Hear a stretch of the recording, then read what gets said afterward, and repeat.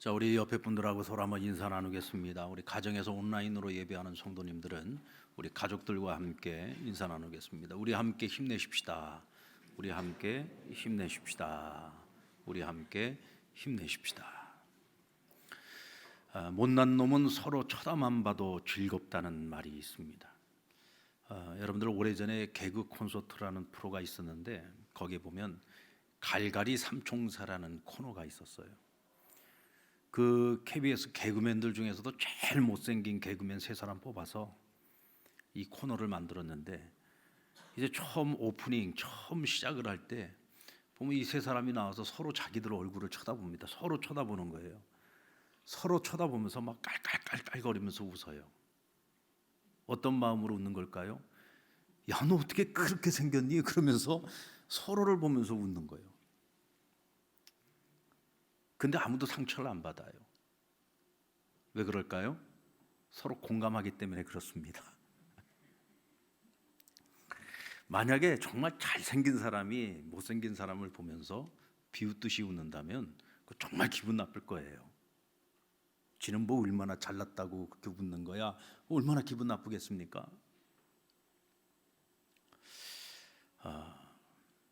근데 못생긴 사람들끼리 서로 보면서 웃으면은요, 그냥 그것으로도 힐링이 됩니다. 그냥 즐거운 거예요. 왜냐하면 공감대가 형성되기 때문에 그런 거죠. 오헨리의 단편 소설 강도와 신경통이라는 이야기가 있습니다. 한 강도가 신경통에 걸렸어요. 그래서 이 신경통을 치료하기 위해서 병원비가 필요한데 병원비가 없어서 도둑질을 하게 된 겁니다. 남의 집 담을 넘어갔습니다. 근데 그 집에 들어가서 보니까 주인장도 신경통에 걸렸네요. 그래서 대체 그 신경통 어떻게 치료하고 있느냐 서로 그 얘기를 하다가 그만 도적질하러 들어온 걸 깜빡하고 밤새도록 신경통 치료하는 이야기 하다가 둘이 친구가 됐다는 겁니다. 이게 공감력이죠. 공감력. 서로가 함께 공감하는 이야기를, 서로가 마음을 공감할 때 서로에게 위로가 되고 격려가 되고 치유가 되는 겁니다. 같은 아픔을 가지고 있어서 공감을 하기도 하지만 아프지 않아도 그 사람의 아픔을 마치 자신의 아픔인 양 그것을 공감할 수 있는 사람, 이런 공감력을 가지고 있는 사람은 오늘 우리가 살아가고 있는 이 사회 속에서 정말 필요로 하는 사람이라고 할 수 있습니다. 세계적인 사회학자 제레미 리프킨은 그의 책 공감의 시대에서 21세기에 가장 강한 사람은 누군가? 바로 공감력을 가지고 있는 사람이다 라고 말합니다.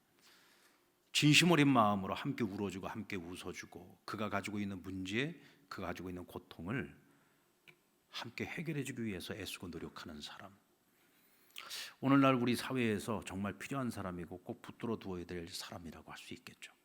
금년 2020년 그 어느 해보다도 많은 사람들이 위로를 필요로 하는 시대를 살아가고 있습니다. 이 전염병 하나로 전 세계적인 공포와 이 단절의 상황은 지금 현재뿐만 아니라 코로나가 끝나고 난 그 이후, 그래서 포스트 코로나라고 이야기하죠. 이 포스트 코로나 시대에도 더 좋아질 것이 없을 것 같다. 앞으로 더 안 좋은 상황이 전개될 수도 있겠다라고 하는 소리 없는 절망감이 지금 온 세상을 휘감고 있습니다. 이런 상황 속에서 앞으로 부익부 빈익빈 현상은 더 심각해질 것이라고 예측을 하고요. 또 미래를 위한 도전이나 모험보다는 현실에 안주하고 싶어지는 사람들이 많아질 것입니다. 또 심지어는 삶을 포기해버리는 현상들도 급증하게 되겠죠. 자, 전염병이 시작되고 이제 6개월이 지났습니다. 어쩌면은 그 기간 동안 절망을 이야기하고 포기를 이야기하기에는 좀 이른 감이 있습니다만은 이제 이것이 더 이어져서 1년이라는 시간이 지나가고 그 다음에까지 만약 계속해서 이어진다고 한다면 이제는 더 이상 이 절망이라고 하는 단어가 우리가 고민해야지 되는 단어가 아니라 이제 우리의 일상 속에 들어와서 아예 그냥 우리의 삶의 한 부분이 되어져 버릴 만큼 영향을 미치게 될 겁니다. 자, 이와 같은 사회 속에서 지금 정말 필요로 하는 사람들은 어떤 사람일까? 위로할 수 있는 사람이에요. 어떤 사람이 위로할 수 있느냐? 바로 이와 같이 공감의 능력을 가지고 있는 사람이다. 저는요, 특별히 오늘 이 시대에 우리 교회가 이런 공감의 능력을 가져야 된다고 믿습니다. 왜냐하면 우리는 하나님께 이 공감의 은혜를 입은 사람들이기 때문에 우리는 그 하나님의 은혜, 하나님의 그 마음, 하나님의 그 사랑을 가지고 우리 이웃들을 돌아볼 수 있어야 되고, 오늘 이 사회가 가지고 있는, 해결하지 못하고 있는 이 절망의 문제를 끌어안고 우리가 함께 공감하고 위로할 수 있어야 된다. 교회가 아니면 오늘 이 일을 누구도 감당할 수 없습니다. 얼마 전에 울산의 한 주상복합 아파트에 불이 났습니다. 아파트 전체에 불이 번졌고요. 또 여러 채의 집들이 완전히 전소돼 버렸어요. 그리고 주민들은, 많은 사람들이 집에 지금 못 들어가고 있는 상황 속에 있습니다. 왜냐하면 불을 끄는 과정에서요, 유리창이 다 깨지고 또 물이 막 전부 다 집을 들이닥쳐가지고 집들이 전부 다 물에 잠겨버린 겁니다. 건질 것이 없다는 얘기들을 많이 하고 있습니다. 그러다 보니까 집을 못 들어가고 호텔에서 임시 거처를 마련해가지고 생활을 하고 있는 상황에 놓여 있죠. 자, 근데 나중에 후일담을 들어보니까 12층에 거주하고 있던 한 주민은 급히 집에서 빠져나와서 도망을 치려고 하는데 마침 그 층에 연기가 가득한데요. 보니까 그 이웃 주민들이 길을 찾지 못하고 막 방황하고 있는 거예요. 그러다가 자칫 잘못하면은 이 연기를 들이마셔가지고 죽는 이들도 생길 수 있고, 또 치명적인 손상을 입는 이들도 생길 수 있고, 그리고 아예 비상구를 찾지 못해서 아예 그곳에서 피할 길을 찾지 못하는 이들도 눈에 보이더라는 거죠. 그래서 가던 길을 멈추고 길을 돌이켜가지고 그 연기 속으로 들어가서 그 이웃 주민들을 후레쉬를 비춰가지고, 그것도 비상구로, 비상 계단을 통해서, 여러분들 연기가 딱 들어차기 시작하면은요, 정말 칠흑 같은 어둠이 임합니다. 하나도 보이질 않아요. 그리고 화재가 입었을 때요, 많은 사람들이 불에 타 죽는 것이 아니라 연기를 마셔서 죽는 겁니다. 호흡기 질환으로 죽는 거죠. 거기 보니까 어린아이들도 많더라는 거예요. 그 사람들을 전부 다 한 명 한 명 다 일일이 비상계단을 이용해서 그들이 그 연기를 마시지 않고 피할 수 있는 길을 내어가지고 그들을 다 구원해낸 겁니다. 그분이 나중에 이런 얘기를 합니다. 이웃들이 죽음에 이를 수 있는 상황인 것을 알면서 발걸음을 돌리지 않을 수 없었다. 여러분, 모든 사람들이 다 이렇게 할 수 있었을까요? 참, 인간이라는 존재는요, 굉장히 자기중심적입니다. 내가 만약에 발걸음을 돌이켜서 나에게 피해가 있을 수 있다라고 생각을 하면요, 사람들은 그냥 가버립니다. 어쩌면 내가 죽을 수도 있는 상황입니다. 그런데 이웃의 고통을 외면하지 못하고 그들과 함께하고자 하는 이런 마음을 우리는 공감력이라고 이야기를 하죠. 이분은 공감의 능력이 있기 때문에 의인의 길을 선택할 수 있었던 거예요. 그런가 하면 아파트 바로 옆에 수입차 매장이 있었는데요, 그 매장 사장은 그 힘들게 와가지고 불 끄느라고 정말 고생하고 있는 그 소방서 대원들을 보면서 자기네 그 매장을 오픈했습니다. 그리고 자기 사비를 들여가지고 그들에게 식사를 제공하고 또 간식을 제공하고 그들에게 쉼터를 제공을 했어요. 여러분, 그냥 나 몰라라 할 수 있는 일이겠죠. 그러나 이분이 왜 그렇게 자기 사비를 들여가면서 자기의 그것도 매장을 다 오픈을 했을까요? 이분 역시도 이 공감력을 가지고 있기 때문에, 이웃의 아픔과 고통을 그냥 외면하지 못하고 함께 공감하는 마음이 있었기 때문에 가능한 일입니다. 이런 일을 누가 해야 할까요? 사실은 교회가 해야 하는 일이죠. 그 주변에 교회들도 많이 있었을 겁니다. 교회가 그런 일을 해야 되지 않겠습니까? 어떻게 보면 그것은 기회일 수도 있습니다. 많은 사람들에게 그리스도의 사랑을, 하나님 몸된 교회가 이 지역 사회를 위한 책임감을 가지고 우리가 어떻게 그 사랑의 손길을 펼치는지를 드러내고 나타낼 수 있는, 섬길 수 있는, 위로해 줄 수 있는 참 좋은 기회가 아닌가라는 생각도 해봅니다. 오늘 본문의 말씀은 나라를 잃고 바벨론의 포로로 끌려온 유다 백성들이요, 50년 세월이 지났습니다. 그러는 사이에 절망과 낙심의 그림자가 그들을 가득 짓누르고 있었어요. 이때 하나님께서 선지자를 보내어서 그들을 위로하게 하십니다. 그리고 절망에 빠져 있는 이들에게 희망의 메시지를 전함으로, 너희가 지금 그 상황 속에서 의지해야 될 것이 무엇이냐, 너희가 갈망해야 되는 것이 무엇이냐, 이제는 너희가 결정을 내리고 결단을 해야 될다라고 촉구하고 있는 내용이 오늘 본문의 말씀입니다. 당시 상황은 오랜 세월 포로 생활을 하면서 바벨론 생활에 이미 그들이 익숙해져 버렸어요. 50년 세월 지났습니다. 여러분들, 우리가 아메리칸 드림 꿈을 가지고 미국에 이민을 갔던 이민자들 생각해 보십시오. 그곳에 가서 한 10년만 살아도요, 거의 미국 사람 다 돼버립니다. 근데 그 땅에서 태어나서 거기서 쭉 자라온 아이들, 이민 2세들은요 한국 사람 아닙니다. 미국 사람이에요. 사고방식 자체도 완전 미국 사람입니다. 언어도 미국 사람이죠. 문화도 미국인이죠.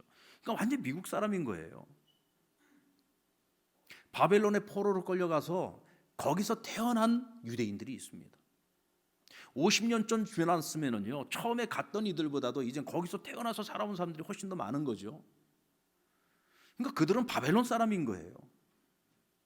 그들의 뿌리는 이스라엘이지만 그러나 그들이 태어나고 자란 곳은 바벨론인 겁니다. 그러니까 이제는 바벨론 사람으로 살아가는 게 훨씬 더 익숙한 것이죠. 그러니까 굳이 예루살렘에 돌아가서 자신들의 고국을 다시 회복한다, 이제 그런 꿈들이 점점 더 사라져가는 거예요. 그냥 현실에 안주하고 그냥 바벨론의 문화에 동화되어져서 그냥 바벨론 사람으로 살아가는 것이 훨씬 더 낫겠다라는 생각이 이제 팽배하게 유대인들의 사고방식 속에 자리를 찾게 된 겁니다. 영적 전쟁이 치열하게 일어나고 있는 시기, 신앙과 현실 사이에서 갈등이 일어난 시기가 바로 이 시기였다는 것입니다. 당시 바벨론의 유대인들은 각자 자신의 신앙 수준에 따라서 굉장히 깊은 절망에 빠져 있었습니다. 어떤 사람들은 하나님의 능력에 대해서 회의에 빠졌어요. 이 고대 전쟁이라고 하는 것은 나라와 나라 사이에 전쟁이 일어나면요 그들이 믿고 있는 신의 전쟁입니다. 신의 전쟁. 그러니까 바벨론이라고 하는 이 나라가 믿고 있는 신은 마르둑이라고 하는 신인데 이스라엘이 믿고 있는 신은 여호와 하나님이란 말이죠. 그러니까 여호와 하나님이 마르둑 신에게 져서 지금 유다가 멸망을 당하고 예루살렘이 완전히 파괴되고 나라도 없이 지금 바벨론의 포로로 끌려오게 된 것이다. 그러니까 우리의 신이 무능해서 우리가 지금 이 꼴을 당한 것이다라고 생각을 하고 하나님을 원망하는 이들, 회의에 빠지는 이들이 있었다는 거예요. 막상 바벨론의 포로로 끌려가서 보니까 그들이 믿고 있는 마루둑 신의 그 신전을 가서 보니까 예루살렘 성전은 이건 될 게 아니야. 너무나 크고 웅장한 거예요. 그 모습을 보면서 야, 이제도 우리도 좀 마루둑을 믿어야 되겠다. 우리가 이왕이면 더 강한 신 쪽에 붙어야 되는 것 아니냐, 이런 생각들이 지배를 하고 있었다는 거죠. 그런가 하면 하나님의 능력은 인정을 해요. 그런데 그 하나님이 우리를 향하신 사랑이 식어버렸다. 이제 더 이상 하나님 우리를 사랑하지 않는다. 그러니까 우리가 지금 이 꼴로 살아가도록 우리를 그냥 방치하고 있는 것 아니냐. 또 어떤 이들은 아버지가 신 포도주를 먹었는데 왜 아들의 이가 시려야 되냐. 무슨 얘기입니까 여러분? 아버지가 신 포도주를 맞았으면 누구의 이가 시려야 돼요? 아버지 이가 시려야죠. 그런데 왜 아들의 이가 시립니까? 죄는 우리 부모 세대가 저질렀는데 왜 우리 다음 세대인 우리는 죄도 짓지 않았는데, 우리 하나님 무슨 우리가 하나님 앞에 범죄한 것도 아닌데 왜 우리가 그 죄값을 치러야 되는가 하고 하나님을 원망하는 거예요. 또 어떤 이들은 하나님의 능력도 사랑도 자신들의 잘못도 인정을 합니다. 그런데 우리가 당한 이 형벌, 이 심판이 너무 혹독하다. 어떻게 자기 백성에게 이렇게 혹독할 수가 있냐라고 하나님을 원망하고 있는 겁니다. 그러니까 한마디로 말해서 오늘 이들의 마음 가운데에는 절망이 너무 깊이 자리를 잡아버린 겁니다. 희망이라고 하는 것을 완전히 상실해버린 거죠. 그러니까 더 이상 하나님을 의지할 생각을 갖지 못하는 거예요. 현실과 타협하고 그저 안주하려고 하는 생각들이 더 깊어진 겁니다. 그런데 여러분, 그들 앞에 지금 무엇이 기다리고 있습니까? 하나님께서 이사야나 예레미야와 같은 선지자들을 통해서 하나님 분명히 약속해 주셨죠. 너희가 포로로 끌려가지만 70년이 지나면 내가 너희를 반드시 예루살렘으로 돌아오게 하시겠다고 약속하셨어요. 포로에서 자유를 얻게 하시겠다고 약속을 하신 겁니다. 너희가 다시 돌아오게 되면은 옛 성벽을 다시 재건하게 될 것이고 또 잃어버린 성전을 다시 회복하게 될 것이고 이전 영광보다 낮은 영광이 더 크게 하시겠다는 하나님의 약속의 말씀이 있었잖아요. 그 약속의 말씀을 붙들고 살아간다면 그들은 절망적인 상황 속에서도 희망을 가질 수 있었겠지만 그 약속을 붙들지 못했고 믿지 못했습니다. 그러다 보니까 절망이 그들을 짓누르게 된 것입니다. 이제 몇 년만 더 기다리면 됩니까? 지나온 세월이 50년입니다. 이제 20년만 더 기다리면 되는 거예요. 사실 20년도 짧은 기간은 아닙니다만은, 그러나 이미 지나가 버린 시간들을 생각해 보면 20년 왜 못 기다립니까? 50년도 기다렸는데요. 20년만 지나면 하나님이 약속하신 이 모든 일들이 이루어집니다. 성취됩니다. 그것은 역사가 우리에게 말해주고 있지 않습니까? 근데 그들은 한 치 앞을 보지 못하고 있는 거예요. 왜? 믿음이 없어서 그런 겁니다. 믿음이 없으면 한 치 앞에 기다리고 있는 하나님의 약속이 이루어질 그 시간을 기다리지 못하는 거예요. 약속을 먹지 못하는 거죠. 그래서 결국 절망과 낙심의 노예가 되어가는 것입니다. 혹시 여러분들도 지금 어떤 절망을 경험하고 있습니까? 어쩌면 우리에게 있어서 가장 큰 적은 우리를 절망하게 만드는 어떤 그 현실적인 문제보다도 그 문제 앞에서 절망하려고 하는, 아니 그냥 낙심하려고 하는, 포기해버리려고 하는 오늘 우리의 마음이 더 위협적인 적이 되는 겁니다. 누가 그런 마음을 갖게 만듭니까? 그것은 절대로 하나님이 주시는 마음이 아니죠. 그건 사단이 주는 마음. 오늘 우리의 마음 가운데 이런 절망이 찾아올 때 이것을 그저 단순히 현상으로 생각을 하면 안 돼요. 이것은 지금 우리 안에서 일어나고 있는 영적 전쟁입니다. 이때 우리는 결단을 해야죠. 그 어떤 상황 속에도 우리가 절망하지 않고 오직 여호와를 앙망하겠노라, 오직 하나님만을 의지하겠노라. 하나님이 아니시고는 우리가 회복될 길이 없고 우리가 이 절망에서 다시 일어날 수 있는 길이 없다, 방법이 없다. 이것을 우리가 분명히 알고 결단해야 되는 것입니다. 자, 그렇다면 여러분, 왜 꼭 하나님만이어야 합니까? 우리가 하나님 말고도 세상에 의지할 것들이 얼마나 많아요? 근데 왜 꼭 하나님만이어야 하는 것이죠? 대체 하나님이 어떤 분이시기에 우리가 하나님만을 의지해야 됩니까? 왜 하나님만이 우리에게 살 길인 것입니까? 하나님은 세상의 그 누구보다도 나의 고통을 가장 잘 공감해 주실 수 있는 분이기 때문에 그렇습니다. 우리 40장 1절로 2절의 말씀 우리 같이 한번 읽어볼까요? 시작. 너희의 하나님이 이르시되 너희는 위로하라, 내 백성을 위로하라. 너희는 예루살렘의 마음에 닿도록 말하며 그곳에게 외치라. 그 노역의 때가 끝났고 그 죄악의 쇠함을 받았느니라. 그의 모든 죄로 말미암아 여호와의 손에서 벌을 배나 받았느니라 할지니라 하시니라. 하나님께서 선지자에게 당부하신 말씀이 뭐냐면 내 백성을 위로하라는 것입니다. 내 백성을 찾아가서 그들을 위로하라. 그런데 어떤 말로 위로하라고 했냐면 마음에 닿도록 위로하라 그랬어요. 근데 이것을 개역 성경에는 보니까 정다이라고 그랬어요. 정다이 예루살렘에게 말하라. 이 정다이라고 하는 말이 히브리어로는 카라엘이라고 하는 말인데요, 하나님의 그 사랑을 호소하는데 표현하는데 표현되어지고 있는 단어입니다.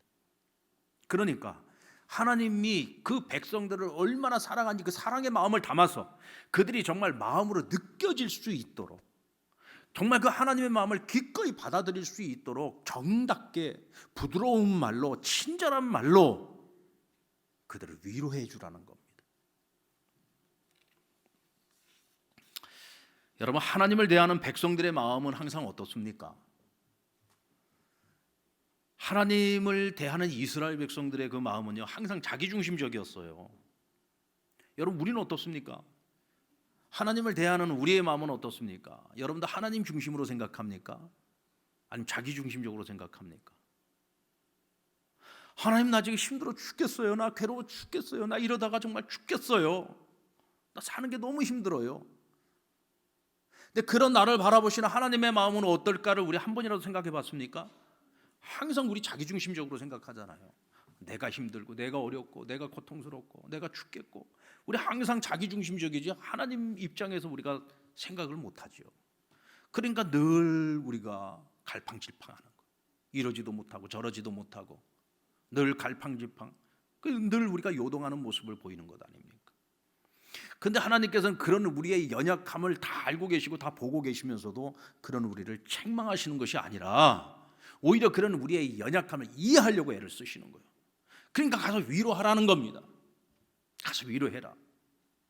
아무리 위로를 해도 그들이 그것을 마음으로 받아들이지 않으면 안 되니까 가서 정답게 가서 그들의 마음에 닿도록, 정말 마음에 와 닿을 수 있도록 가서 그들을 위로하라는 거예요. 이게 하나님의 마음이에요. 공감하는 마음, 위로하고 싶은 마음, 하나님의 마음을 그들에게 어떻게 해서라도 표현하고 싶고 전하고 싶은 마음. 하나님은요 우리의 치명적인 약점을 알고 계십니다. 그런데 절대로 그 치명적인 약점을 하나님 이용하지 않아요.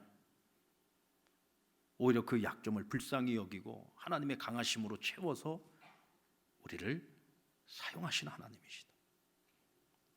지난주에 저는 어머님을 하나님 품으로 보냈습니다.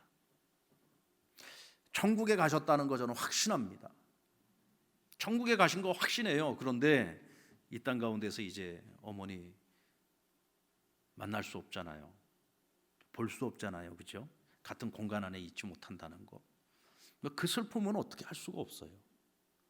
이제 장례가 끝나고 이제 시간이 지나가면서 시간이 지나면 지날수록 이제 새록새록 더 생각이 나는 거예요. 아, 여기 이제 우리 엄마는 없구나. 천국에 계시지. 근데 여러분 죽음 앞에서요 어떤 것도 위로가 되지 않아요. 어떤 것도 위로가 되지 않아요. 누가 와서 무슨 말을 해줘도 그 위로가 안 돼요. 어머니가 돌아가시는 그 임종의 과정 속에서도 그 어떤 것도 위로가 안 돼요. 돈 위로 안 돼요. 어떤 말 전혀 위로가 되지 않아요. 오직 위로가 되는 것 딱 한 가지, 하나님만이 위로가 되더라고요. 하나님만이. 하나님께서는 우리의 연약함을 아시죠. 죄 때문에 괴로워하고 이 죄를 이겨내지 못하고 죄를 극복하지 못해서 늘 절망에 빠져서 살아야 되고 죽음에 이를 수밖에 없는 이 인간의 연약함을 하나님 너무나 잘 아세요. 그래서 하나밖에 없는 독생자를 희생 제물로 삼아서 오늘 저와 여러분의 죄의 문제를 해결해 주시고 우리를 구원에 이르게 하시지 않았습니까? 하나님께서는 이 죽음이라고 하는 이 문제 앞에서 인간이 얼마나 연약한 존재인지를 너무나 잘 알고 계십니다.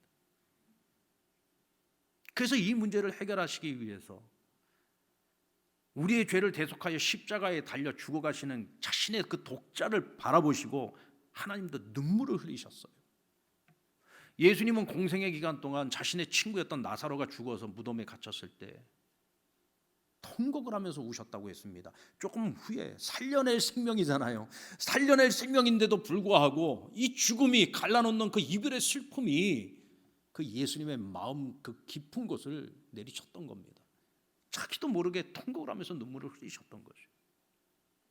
이렇게 죽음이라고 하는 것은요 슬픈 거예요. 모든 걸 갈라놓는 것입니다.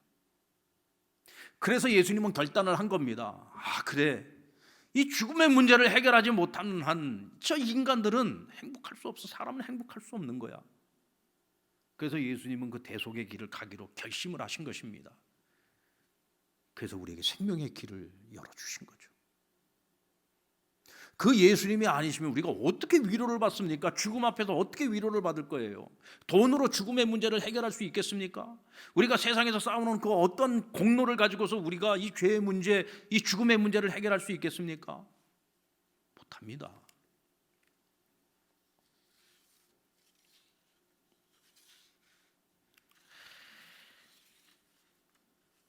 오늘 나를 절망에 이르게 하는 어떤 문제가 있습니까? 여러분, 나의 연약함까지도 불쌍히 여기시고 그 나의 연약함을 공감하시면서 위로해 주시고 희망의 길을 열어주시는 우리 주님을 앙망하며 살아가는 저와 여러분 되기를 바랍니다. 하나님이 어떤 분입니까? 오늘 성경은 하나님을 완전하신 분이라고 소개하고 있습니다.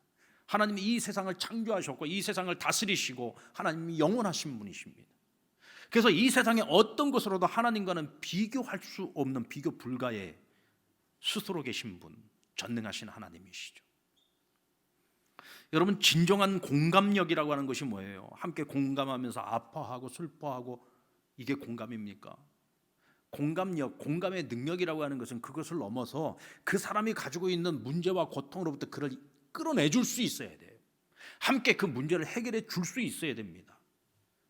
우리가 하나님을 앙망한다라고 하는 것은 하나님을 전적으로 의지하는 것을 말합니다. 우리가 의지하는 의지의 대상인 하나님이 어떤 분이에요? 우리를 공감해 주시는 것으로 끝나는 것이 아니라 공감을 넘어서 우리가 가지고 있는 인생의 모든 문제를 해결해 주실 수 있는 분이잖아요. 그래서 우리가 그 하나님을 의지해야 되는 거예요. 세상에 그 어떤 것도 우리가 의지할 수가 없어요. 특별히 죽음 앞에서는 그 어떤 것도 도움이 되질 않아요. 돈 갖고 해결 안 되지 않습니까?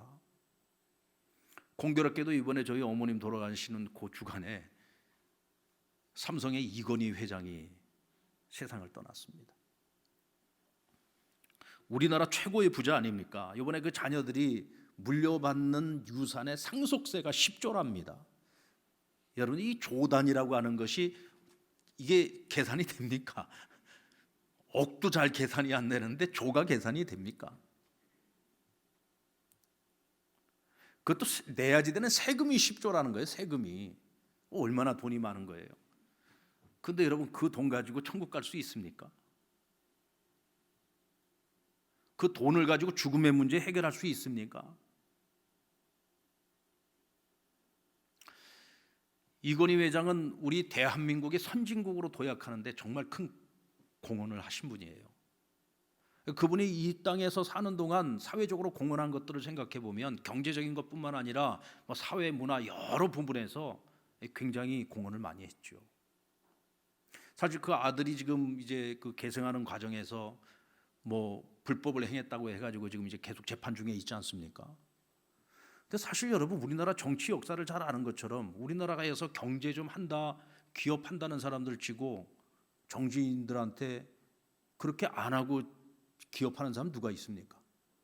누가 그렇게 만들었어요? 삼류 정치인들이 그렇게 만든 거예요.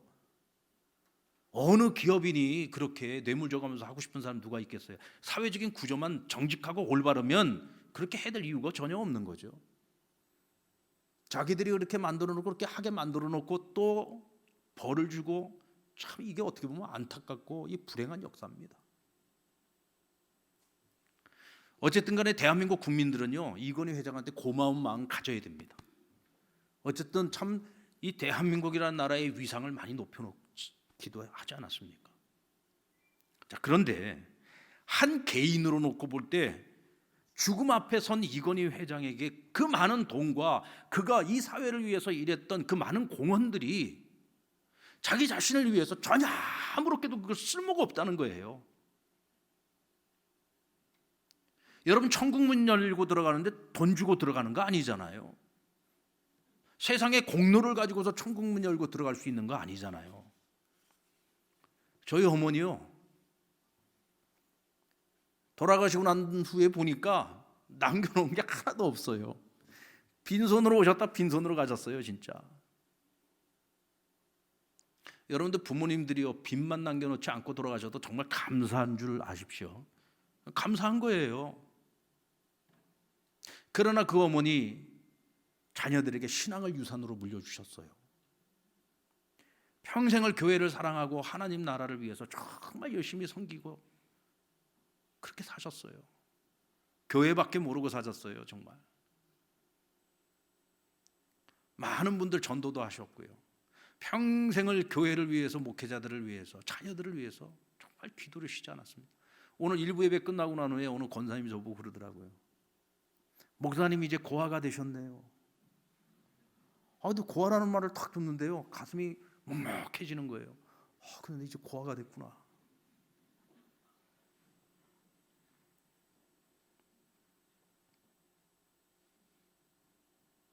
어머니가 세상을 떠나고 제일 마음이 아픈 거는 세상에 그 누구보다도 나를 위해서 기도를 많이 해주신 어머니. 우리 교인들도 나를 위해서 기도를 많이 해주겠지만 어찌 어머니의 기도만 하겠습니까? 세상에서 누구보다도 나를 위해서 기도를 많이 해주던 내 어머니가 이제 이 세상에 없다는 걸 생각하니까 너무 허전한 거예요. 정말 나에게 있어서 가장 큰 어느 한 부분이 그냥 뚝 떨어져 나가는 것 같은 그런 느낌이 있잖아요. 누가 나를 위해서 그렇게 간절히 기도해 줄까?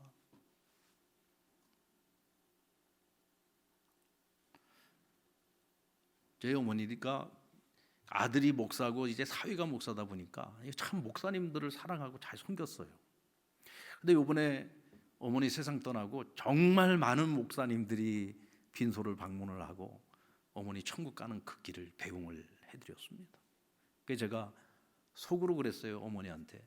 어머니, 그렇게 목사들 사랑하고 그렇게 그냥 열심히 섬기시더만 이렇게 많은 목사님들이 와가지고 어머니 천국 가는 그 길을 배웅해드리네요. 참 복도 많습니다. 그랬어요. 참 복 많은 분이죠.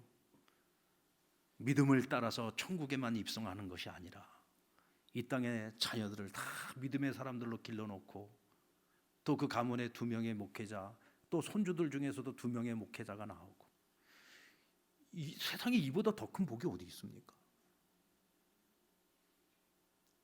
어떻게 보면 세상의 영광과 비교를 해본다면 너무나도 보잘것없죠. 그러나 하나님의 눈으로 보실 때에는 그 누가 큰 자요, 그 누가 하나님께 기쁨이 되는 자이겠습니까? 사람은 인생의 끝을 보고 살아야 됩니다. 여기서의 끝이 아니라 하나님 앞에 섰을 때가 우리의 끝이죠. 돈이 무슨 소용이고 세상의 영광이 무슨 소용입니까? 우리로 천국에 들어가게 할 수 있는 천국의 열쇠는 오직 예수 그리스도 그 이름 외에는 없습니다. 오늘 저와 여러분이 그 이름을 가지고 있지 않습니까? 오늘 저와 여러분이 그 천국의 열쇠를 가지고 있지 않습니까? 뭐 세상이 나를 인정해 주지 않아도 괜찮습니다. 내가 어디 가서 내가 뭐 그렇게 세상적으로 자랑할 것이 없어도 상관없어요. 오늘 나에게 예수 십자가, 오늘 나에게 예수 그리스도라고 하는 그 이름이 있는 한 우리는 언젠가 하나님 앞에 서게 될 때에 천국 문을 열고 들어갈 수 있습니다. 너 뭐 하다가 왔냐? 너 뭐 하다가 왔어? 하고 물어보면 뭐라고 대답하실 겁니까? 아유, 하나님 그냥 돈 버느라고 정신없이 살다가 왔습니다. 그렇게 대답하실 겁니까? 적어도 내가 하나님 앞에서 하나님 내가 주를 위해서 살려고 나름대로 애를 쓰다가 왔습니다. 이렇게 얘기할 수 있어야 되지 않겠습니까? 여러분 대체 누구를 의지하고 무엇을 의지하며 살아갈 것입니까? 앞서 말씀드렸던 화재가 난 그 아파트에 저희 친구 목사님이 살고 있었어요. 그래서 제가 소식을 듣고 전화를 했습니다. 야, 어떻게 됐어? 했더니 그래도 빨리 빠져나와가지고 몸도 상하지 않았고 또 그 집에는 불이 붙지를 않았대요. 그래서 다행스럽게 그래도 하여튼 집이 전소되지는 않았는데 물이 다 들이닥쳐가지고 뭐 건질만한 게 없대요. 그냥 온 집안꼴이 말이 아니랍니다. 그래서 집에 못 들어가고 교회 사무실에서 지금 지내고 있는데, 그래서 제가 그래도 뭐 하나는 가지고 나왔을 거 아니야 그랬더니 자고 있는데 이제 아내가 막 밖에서 막 소방차 소리가 들리고 그러니까 밖에를 보니까 온 아파트에 불이 붙었고 난리도 아니더라는 거예요. 그래서 자고 있는 이제 목사님 막 깨워가지고 빨리 나가야 된다 그래가지고 나가는데 잠옷바람이 튀어나왔대요. 나오면서 보니까 침대맡에다가 핸드폰 놔뒀는데 핸드폰이 보여갖고 그것만 하나 들고 나왔대요. 그래서 제가 왜 핸드폰을 들고 나왔어? 성경책을 들고 나와야지. 그러면서 둘이 같이 웃었어요. 그랬더니 그 목사님 얘기가 그러게 말이요, 이번 주 해야지 될 설교 제목이 우리가 무엇을 붙들고 살까? 내가 그 순간에 성경책을 들고 나왔어야 내가 설교 시간에 한마디나 더 했을 텐데 그러면서 아쉬워하는 거예요. 그럼 우리가 무엇을 붙들고 살 겁니까? 이사야 40장 8절 말씀, 푸른 마르고 꽃은 시드나 우리 하나님의 말씀은 영원히 서리라 하라. 여러분, 우리 인생이라고 하는 것은 풀과 꽃과 같아요. 때가 되고 시간이 지나면 다 시들고 지는 겁니다. 그런데 오늘 우리 안에 있는 하나님의 말씀은 시들지 않아요. 그래서 말씀을 먹으면서 살아가는 우리의 영혼은 날마다 새로워지는 겁니다. 육신은 후패해질지 모르지만 우리의 영혼은 날마다 새로워지는 거예요. 우리가 하나님의 말씀을 붙잡고 살아간다는 것은 곧 하나님을 붙잡고 살아가는 거예요. 하나님의 말씀이 곧 하나님이잖아요. 그 말씀을 붙잡고 살아가는 거죠. 우리가 왜 하나님만을 앙망해야 됩니까? 그것은 하나님만이 우리에게 새 힘이 되시기 때문입니다. 하나님께서는 우리가 잘나고 못나고 뭐 지혜가 있고 없고 우리가 뭐 유능하고 무능하고 이런 거 갖고 하나님 우리를 따지지 않아요. 이런 세상의 관점을 가지고서 우리를 판단하지 않으세요. 왜냐하면 하나님은 무에서 유를 창조하시는 전능하신 분이기 때문에 그렇습니다. 29절 말씀을 보면 피곤한 자에게는 능력을 주시고 무능한 자에게는 힘을 더하신다고 했습니다. 아무리 피곤한 자요, 아무리 무능한 자라고 할지라도 하나님은 무에서 유를 창조하시는 하나님이에요. 그 사람이 하나님 마음에만 들면, 하나님의 마음에 흡족한 사람이기만 하면 하나님은 얼마든지 그에게 지혜를 주시고 하나님은 그에게 지치지 않는 힘과 능력을 주셔서 하나님 그를 자신이 필요로 한 곳에서 그를 사용하실 수가 있는 거예요. 근데 아무리 무에서 유를 창조하시는 하나님이라고 할지라도 우리가 하나님을 찾지 않고 하나님을 의지하지 않으면 아무것도 얻을 수가 없어요. 당연히 하나님께 쓰임받을 수가 없는 거죠. 31절 말씀을 보면 오직 여호와를 앙망하는 자에게는 새 힘이 얻으리니 독수리가 날개치며 올라갈 것이요 다른 박지를 쳐도 곤비하지 않을 것이요 걸어가도 피곤하지 아니하리로다 그랬어요. 여러분, 하나님이 주시는 새 힘은요 이 세상에서 얻을 수 있는 것이 아니에요. 하나님이 주시는 거, 하늘로부터 오는 거예요. 하늘로부터 오는 거. 이 세상에서는 알 수 없어요. 세상에서는 얻을 수 없는 거예요. 오직 하나님만이 주실 수 있는 거예요. 하나님이 주시는 새 힘을 얻을 때에 오늘 우리는 육의 사람으로서의 이 창교가 아니라 하나님이 주시는 영의 사람으로서의 이 창교의 힘과 지혜와 능력을 가지고서 우리가 살아갈 수 있는 거다. 여러분, 우리가 누구를 위로할 겁니까? 여러분, 내가 뭐라고, 인간이 이 창교가 뭐라고 누군가를 어떻게 위로를 합니까? 근데 우리가 하나님의 자녀가 되고 하나님이 주시는 새 힘을 잊게 되면은요 우리가 누군가에게 위로자가 될 수 있는 거예요. 왜냐하면 나는 하나님께로부터 위로를 얻었거든요. 하나님이 주시는 새 힘을 공급받았거든요. 그러니까 우리가 누군가에게 위로자가 될 수 있어요. 우리가 누군가를 치료할 수 있는 치유자가 될 수 있는 거예요. 그래서 오늘 이 시대를 살아가는 우리 그리스도인들이 이 세상 속에서 누군가에게 위로자가 될 수 있고 치유자가 될 수 있다는 얘기입니다. 여러분, 우리가 왜 날마다 하나님 앞에 감사하며 살아야 됩니까? 오늘 우리가 추수감사절이잖아요. 근데 사실 우리가 추수감사절에만 하나님 앞에 감사하고 살아야 됩니까? 우리 매일매일 매 순간순간에 하나님께 늘 감사하고 살아야 돼. 어떤 삶이 있든지 어떤 어려움이 있든지 우리는 늘 감사하고 살아야 돼. 그 이유가 뭐예요? 우리가 주 안에서 새 것이 되었기 때문에 그래요. 우리는 옛 것이 아니에요. 낡은 것이 아니라 새 것이 되었어요. 그리스도 안에서 너희는 새로운 피조물이라 그러지 않았습니까? 우리는 새 것이기 때문에 하나님께 힘을 얻어도 묵은 힘을 얻는 게 아니야. 날마다 주시는 새 힘을 얻는 거예요. 아멘입니까? 말씀도 내가 예전에 받았던 은혜만 갖고 사는 게 아니야. 그래서 하나님이 매 주일마다 하나님께서 새로운 은혜를 주시는 것이고 그 말씀을 통해서 새로운 은혜와 새 힘을 얻게 하시는 거예요. 그러니까 우리가 날마다 새로워지잖아요. 우리가 그 힘과 그 능력과 그 위로와 그 은혜를 가지고서 우리도 누군가에게 위로자가 되고 치유자가 되는 삶을 살아갈 수 있는 거예요. 얼마나 감사한 일입니까? 여러분, 지금 이 위로가 필요한 시대입니다. 여호와를 앙망하는 자에게 하나님이 새 힘 주셔서 오늘 우리에게 그 사명 감당하게 해주셨습니다. 이제 우리가 행복축제 시작했잖아요. 벌써 한 주간이 지났습니다. 여러분들 누군가에게 편지를 한번 써보셨습니까? 하나님께 새 힘을 얻은 우리가 글로 쓰는 그 글이 누군가에게 위로가 될 수 있어요. 사랑하는 가족에게도 한번 편지를 써보고 하나님께도 편지를 한번 써보고 그리고 우리 베스트들에게도 편지를 한번 써보십시오. 그것이 누군가에게 큰 위로가 될 겁니다. 왜냐하면 우리는 하나님의 손에 붙들린 사람들이기 때문에 그렇습니다. 아멘. 우리는 하나님의 손에 붙들린 사람들입니다. 상남교회 성도 여러분, 우리는 하나님께로부터만 위로받을 수 있어요.